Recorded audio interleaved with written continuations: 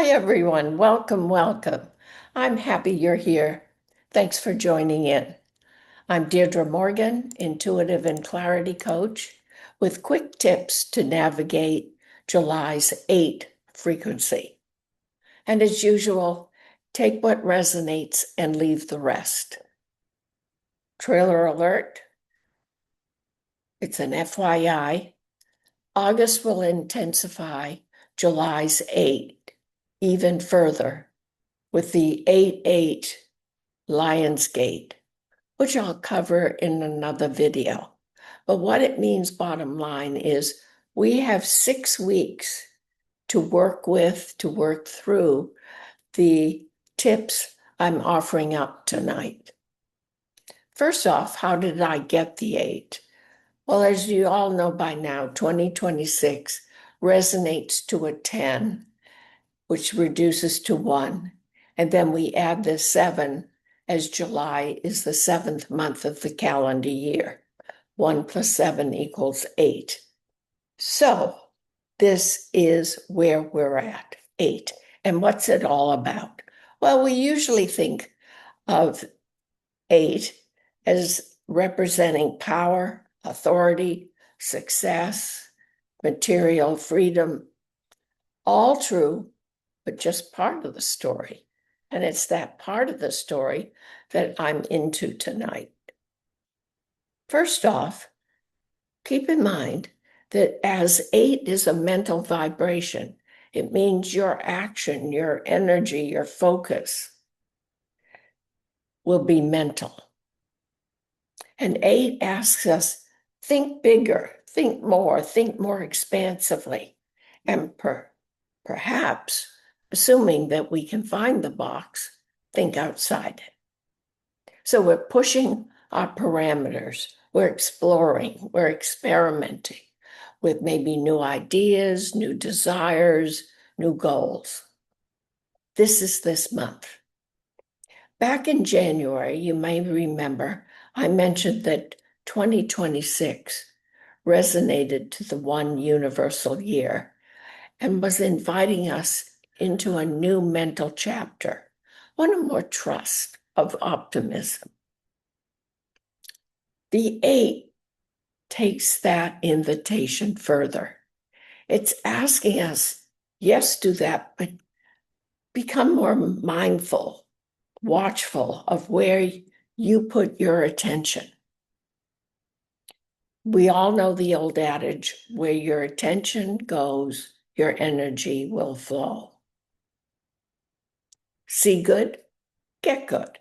See lack, feed fear, and get more to fear. So it comes down to, what do you want in your life? What do you want to experience in your life? More lack or more prosperity? It's really very basic, very simple. My second tip is, please remember there's a new sheriff in town, and that means a new definition of power. Power has had a terrible PR.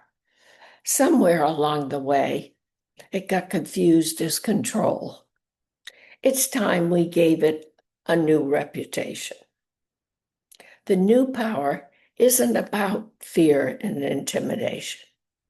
And as many of us don't choose to link in with this old model of power, think new, think creativity, joy, imagination, curiosity, generosity, sovereignty, self-governance.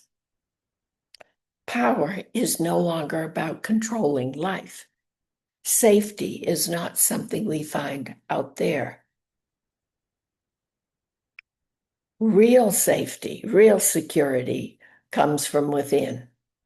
And inner authority is the new power. We can't just think it any longer. We can't just know it. This month, we need to practice living it. Practice trusting our own inner authority. So let's just, though, take a minute and look at 8 from a another perspective. It is a many-layered, multi-energy number, many facets.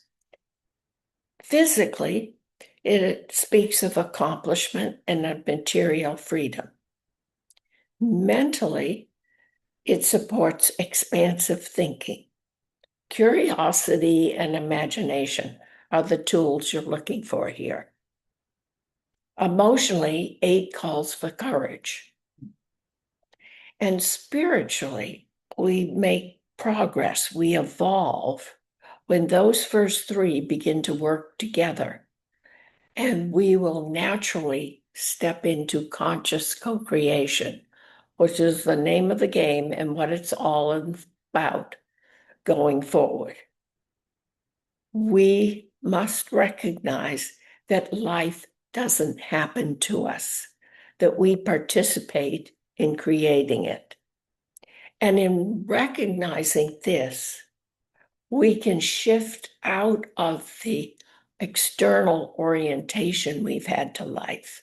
I call it being outer directed, and move into the internal grounding orientation, being inner directed. That's when power and authority settle in a new home base within us securely. This is exciting. This is great times we're living in. Now then, how do we begin to reclaim the power that we held before we handed it over to outside authorities and circumstances? Draw an 8 on a piece of paper and just notice whether the 2 circles are about the same size. One represents the divine feminine, the other the sacred masculine. If they're pretty much the same, wonderful. You're pretty balanced in your thinking and your approach to life. But if not, you've discovered where you may be being invited to do a little more healing of old emotional hurts that are still sabotaging you. So, how do you close that kind of gap? To close the gap between the size of the 2 circles, spend a minute or 2 slowly drawing several 8s. What you're really doing is reprogramming, resetting your subconscious, bringing your head and heart into alignment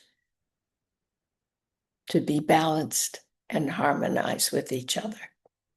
Who knew doodling would become a spiritual practice? Who knew doodling could be so effective? Give it a shot. Next thing is notice your emotional triggers this month. When something, someone knocks you off your center, become curious instead of judgmental. Ask yourself, what is it that I'm supposed to learn here? Curiosity has always taken us further than criticism.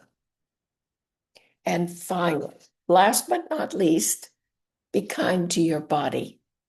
Many of us, most of us, I think, have experienced changes in our energy, our stamina, our circulation, the overall vitality that we experience. Our nervous systems have been under enormous pressure.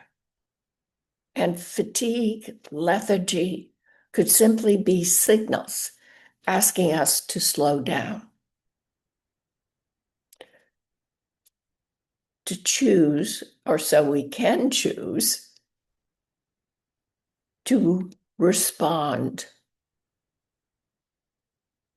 to consciously choose instead of reactively. So get clear, please. Body issues you may be having don't necessarily mean something's wrong. The body could simply be discharging the negative impact from suppressing, repressing, or obsessing we've done due to the doubts and fears and low vibe emotions we were carrying. It's part of our upgrade. It's part of the evolutionary process. Okay? It's also the body is having quite a tussle for many of us, adjusting to the new, different energetic influences that are pouring down onto the planet. An energy which can disrupt our sleep, even cause insomnia. Or you may find you're having vivid and crazy dreams. Some may even take you into a new dimension.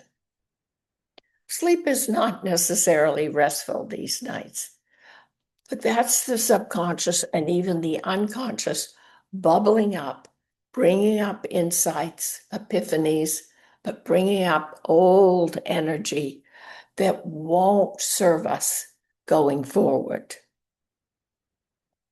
Nothing is wrong with us.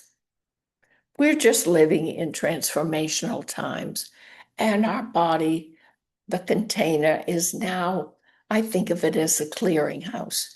It's clearing out old, negative, toxic buildup from how many years you've been living.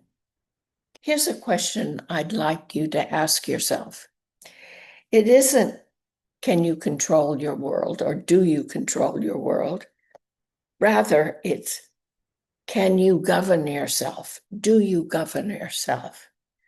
Do you believe in yourself enough to be in charge of yourself when all chaos and mayhem is all around you? That's the step this month. So here's my invitation for July. Don't just collect ideas and information. Experiment with them. July isn't asking us to gather more information. We know enough, and we all know that we can know and understand things and still not follow through on what we know. Think diet, think exercise at the gym. Okay? July is inviting us to become a living example of what we already know is true for us. One thought at a time, one choice at a time, one conversation at a time. The switch is on from knowing to living. It's a golden path ahead of us. So remember, it's all about love.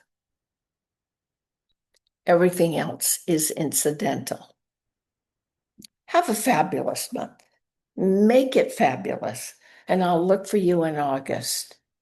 And if this talk hit home, please subscribe or tell a friend. You know I'm here to support your journey to living how great you can be. So text, email, or call. I'd love to hear from you. Heart to heart, Deirdre.